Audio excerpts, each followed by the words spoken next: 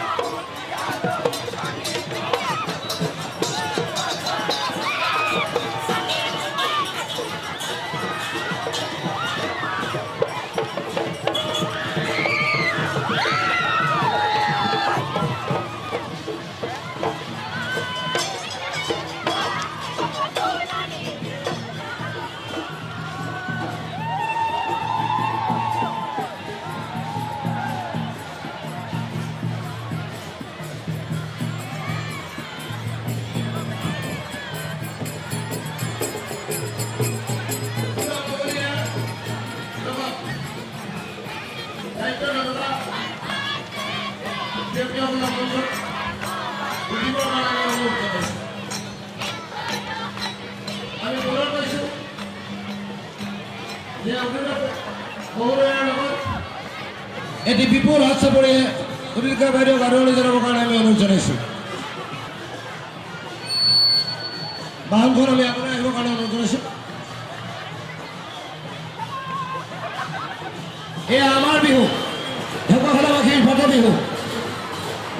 আমাৰ ঐতিহ্য আৰু পৰম্পৰাটো যাতে কোনো কাৰণতে বিনষ্ট নহয় তাৰ বাবে সকলোকে সহায় কৰিবৰ কাৰণে আমি অনুৰোধ জনাইছোঁ এয়া আপোনালোকৰ মাজত আজি শোভাযাত্ৰাৰ উদ্যোগিকা অনিতা গগৈ বাইদেউ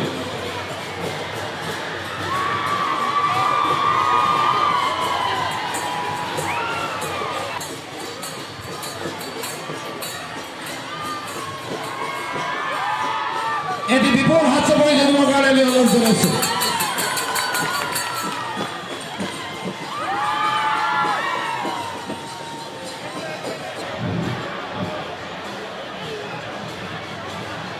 আমি সৰকাৰ কৰ্মকৰ্তাসকলক অনুৰোধ জনাইছোঁ যিহেতু উদ্যোগিকা ডাঙৰীয়াই বহু দূৰৰ পৰা চাবৰ বাবে অপেক্ষা কৰি আছে যাতে কোনো ধৰণৰ অসুবিধা নহয় তাৰ কাৰণে আদৰি অনুৰোধ জনাইছোঁ উদ্যোগিকাৰ ধাপত ৰাখোঁতে যাতে সমূহ দৰ্শকে তেখেতক চাব পাৰে সেয়েহে আমি মঞ্চত থকা ব্যক্তিসকলক হয় বহি দিয়ক নহ'লে অলপ আদৰি আহক নমস্কাৰ প্ৰথমে উদ্যোক্তাসকললৈ অন্তঃকৰণেৰে ধন্যবাদ জ্ঞাপন কৰিছোঁ মোক এই অনুষ্ঠানত আমন্ত্ৰণ কৰি আপোনালোকৰ সন্মুখত থিয় হোৱাৰ সৌভাগ্য দিয়াৰ বাবে আৰু প্ৰথমে উদ্যোক্তাসকল সম্বন্ধে সমূহ ঢকুৱাখানাবাসী তথা মই জানিব পাৰিছোঁ যে ইয়াৰ কাষৰীয়া বিভিন্ন অঞ্চলৰ যথেষ্ট সংখ্যক ৰাইজ আমাৰ মাজত আছে আৰু যিহেতু মই এগৰাকী শিল্পী হ'বলৈ চেষ্টাত এতিয়াও গতিকে প্ৰথমে আপোনালোক আটাইৰে পৰা আশীৰ্বাদ বিচাৰিছোঁ প্ৰথমে মই আপোনালোক আটাইৰে পৰা যিহেতু চাৰিওফালে দৰ্শক আছে গতিকে ইয়াৰ পৰা মই আপোনালোক আটাইৰে ওচৰত সেৱা জনাইছোঁ যাতে বছৰটো কুশলে যায় আশীৰ্বাদ কৰিব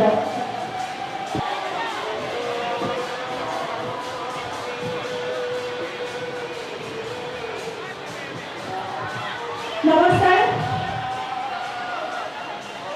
প্ৰথমে আটাইলৈকে বিহুৱতীয়া উলহ শ্ৰদ্ধা সেৱা আৰু মৰম মাল্যানুষ্ঠানে জনাইছোঁ সঁচাকৈ মই এতিয়া এই মুহূৰ্তত কথা ক'ব পৰা অৱস্থাত নোহোৱাৰ দৰে লাগিছে বহু বিহু অনুষ্ঠানলৈ গৈছোঁ এনেকুৱা এটা অনুষ্ঠান য'ত মই এতিয়াও নিজৰ বুকুৰ শব্দ কৰি নিজে শুনি আছোঁ চাৰিওফালে ইমান ৰাইজ আৰু ইমান সুশৃংখলিত এটা পৰিৱেশ চাৰিওফালৰ যি সুশৃংখলিত পৰিৱেশ এই পৰিৱেশে নিশ্চয় আপোনালোক আটাইকে ভাইটি আইতা দেখা নাই তুমি নামি দিয়া তাৰপৰা কৰিলে দুখ পাবা নামি দিয়া দেই নামি দিয়া আমি যিহেতু ফাট বিহুৰ বিষয়ে আপোনালোক সকলোৱে এই যে ফাট বিহুৰ লগত যি আৱেগ যি মৰম জড়িত হৈ আছে ইয়াত আপোনালোক সকলোৱে জানে হয়নে নহয় ফাট বিহু আপোনালোকৰ কাৰণে কি হয় মৰম হয়নে নহয় ফাট বিহু আৱেগ ফাট বিহু হেঁপাহ ফাট বিহু মৰম আৰু সেই মৰমৰ অকণমান অংশ হ'বলৈ মই এবছৰীয়া অকণমানিজনীলৈ গুৱাহাটীৰ পৰা ঢকলিয়াই আহিছোঁ যাতে অকণমান আপোনালোকৰ মাজত থাকি এই অনুষ্ঠানৰ অংশ হ'ব পাৰোঁ এই বছৰ বিশেষকৈ মই কোনো ধৰণৰ একেবাৰে কম মাত্ৰ দুখন বিহু অনুষ্ঠানত মই অংশগ্ৰহণ কৰিছোঁ কাৰণ মোৰ অকণমানি এজনী আছে তাইক লৈ অসমৰ ইমূৰৰ পৰা সিমূৰলৈ ঘূৰাই এইবাৰৰ কাৰণে সম্ভৱ নহয় কিন্তু যেতিয়া কৈছিল যে ফাট বিহুলৈ আহিব লাগে মই একো সোধা নাই যে কি তাৰিখ মই কৈছিলোঁ মই যাম একে আশাৰে কৈছোঁ মোলৈ পল্লৱিতা বৌয়ে ফোন কৰিছিলে মই কৈছোঁ মই একে আশাৰে কৈছোঁ মই যাম আৰু যাম মানুহজন ছোৱালীজনীৰ ভণ্টি কলেজৰ পৰা ছুটি লৈ ছোৱালী ৰখিবৰ কাৰণে লৈ আহিছোঁ মই যামেই কাৰণ এনে অনুষ্ঠানৰ অংশ লোৱাৰ সৌভাগ্য সকলোৰে নহয় নিজকে খুব সৌভাগ্যৱান অনুভৱ কৰিছোঁ যে আপোনালোকে অসমৰ ইমান সংখ্যক শিল্পী অতিথিৰ মাজৰ পৰা এই অভাৱিনীক বিবেচিত কৰি আপোনালোকৰ মাজত থিয় হোৱাৰ সুযোগ দিলে তাৰ বাবে মই আপোনালোকৰ ওচৰত সদায় কৃতজ্ঞ হৈ ৰ'ম আৰু ঢকুৱাখানাত এইবাৰ তৃতীয়বাৰৰ বাবে আহিছোঁ আগতে দুবাৰ আহিছিলোঁ এবাৰ ৰাস কৰিবলৈ আৰু এবাৰ নাটক কৰিবলৈ আৰু এইবাৰ বিহু নাচিবলৈ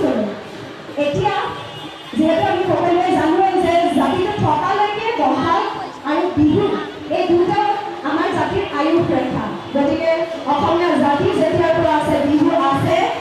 এতিয়াও আছে আগতো আছিল আৰু ভৱিষ্যতলৈ যেতিয়ালৈকে জাতিটো জীয়াই থাকিব তেতিয়ালৈকে বিহু আমাৰ প্ৰাণত থাকিব আৰু তাৰে এক প্ৰমাণ আজি এই প্ৰতিকূল পৰিৱেশত যে ইয়াত কিমান হাজাৰ ৰাইজ আছে একেবাৰে অকণমানি মই ভাবিছিলোঁ যে মোৰ ছোৱালীজনী বৰষুণত তিতিছে কিন্তু ইয়াত দেখিছোঁ মাকে দেউতাকে ছমহীয়া এবছৰীয়া কেঁচুৱা লগত লৈ ফাট বিহু চাবলৈ আহিছে আৰু এয়া প্ৰমাণ কৰে কোনো বতাহ বৰষুণ ধুমুহা গাজনি যিয়ে নহওক আমাৰ বিহু ৰখাব নোৱাৰে তাতে আকৌ ফাটল বিহু গতিকে আৱেগ সুকীয়া হয় হয়নে নহয় হয় পিছে এতিয়া বিহু বুলিলে অকণমান নাচিব গাবওতো লাগিব নালাগিব জানো বিহু যদি নাচিব গাব লাগে উদ্যোক্তাসকলে ফাট বিহুৰ উদ্যোক্তাসকলে বহুত দিনৰ পৰা আপোনালোকে কষ্ট কৰে বহুত দিনৰ পৰা এই তিনিদিনীয়া অনুষ্ঠান আয়োজন কৰিবৰ কাৰণে কিন্তু আপোনালোকক লগত নোলোৱাকৈ মইতো অকলে নাচিব নোৱাৰোঁ মোৰ লগত উদ্যোক্তাসকলে নাচিব আৰু আপোনালোকে ঠাইতে নাচিব যদি সন্মত আছে ৰাইজ একেবাৰে ঢোল সাজু হ'লেই যদি সন্মত আছে তেনেহ'লে এপাক হৈ যাওক নে কি কয় নাচিবনে নাই ইয়াত নাচিব তেনেহ'লে উদ্যোক্তাসকলে কিন্তু নাচিব লাগিব সকলোৱে নাচিব লাগিব কাৰণ আপোনালোকৰ বাবে এই পৰম্পৰা এই ঐতিহ্য জীয়াই আছে তেনেহ'লে আমি ঢোলৰ ওচৰলৈকে যাওঁ ঘূৰি ঘূৰি তেওঁলোকে নিজৰ ঠাইতে নাচিব ইয়ালৈ নাহে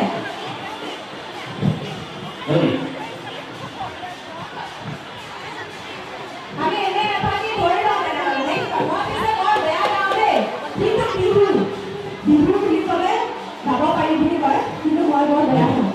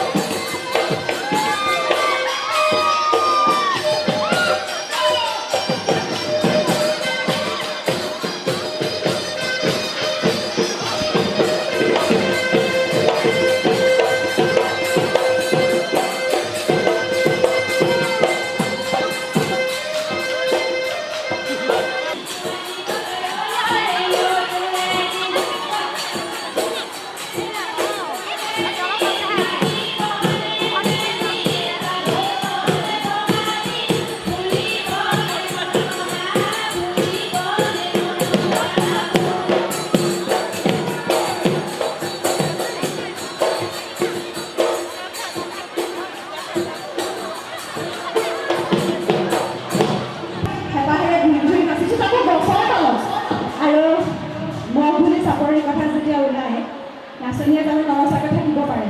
একেবাৰে নোৱাৰে। কিন্তু আজি যিহেতু যথেষ্ট অনুষ্ঠান আছে, সাংস্কৃতিক শোভাযাত্ৰা, সৌভাগ্যক্ৰমে বহুকেইটা সাংস্কৃতিক শোভাযাত্ৰাৰ এতিয়ালৈকে অংশ হৈছোঁ, কিন্তু আজি প্ৰথমবাৰ ইমান বৃহৎ শোভাযাত্ৰা আৰু ইমান সুশৃংখলিত প্ৰথমবাৰ দেখিছোঁ মই, ইমান সুশৃংখলা। আৰু ইয়াত যেতিয়া আমি সোমাই আহিছিলোঁ তেতিয়া আমি ভাবিছিলোঁ যে এইফালে জানো যাব পাৰিম, কাৰণ মানুহ থাকিব। সাধাৰণতে দেখা যায় যে যিসকল কৰ্মকৰ্তা আমাৰ লগত গাড়ীত আছে তেওঁলোকে আকৌ নামি আহি পেলাই বেলেগকৈ ৰাস্তা বনাব লাগে। এই অনুষ্ঠানত প্ৰত্যেকজন কৰ্মকৰ্তাক মোৰ তৰফৰ পৰা সেৱা জনাইছোঁ। আপোনালোকে অন্তঃকৰণেৰে ইমান বেছি দায়িত্ব প্ৰত্যেকজনে পালন কৰিছে যে সুচাৰুৰূপে আজিৰ অনুষ্ঠান ইমান ধুনীয়াকৈ হৈ গ'ল। আৰু মই সঁচাকৈয়ে এই অনুষ্ঠানৰ অংশ হ'বলৈ পাই নিজকে সৌভাগ্যৱান অনুভৱ কৰিছোঁ। বতৰ যি থাকিলেও বিহু চলিবই, আৰু ময়ো আপোনালোকৰ মাজৰ পৰা ইমানতে বিদায় ল'ম। আৰু অনুষ্ঠানবোৰ যিহেতু উদ্বোধন কৰাৰ কথা কৈছে, মই ব্যক্তিগতভাৱে বিশ্বাস নকৰোঁ যে সিমানখিনি মই যোগ্য উদ্বোধন কৰিব পৰাকৈ, কিন্তু যিহেতু মোক এই গুৰু দায়িত্ব অৰ্পণ কৰা হৈছিল, গতিকে অনুষ্ঠান উদ্বোধন হোৱা বুলি ইমানতে ঘোষণা কৰিলোঁ। আপোনালোক আটাইৰে পৰা আশীৰ্বাদ বিচাৰিছোঁ যাতে য'ত মই কাম কৰোঁ মনোৰঞ্জন জগত, তাত আপোনালোকক ভাল ভাল কাম, সুৰুচিপূৰ্ণ কাম উপহাৰ দি যাব পাৰোঁ। পুনৰবাৰ আটাইগৰাকীকে শ্ৰদ্ধা, সেৱা আৰু মৰম জনাই মোৰ দুআষাৰ সামৰিছোঁ।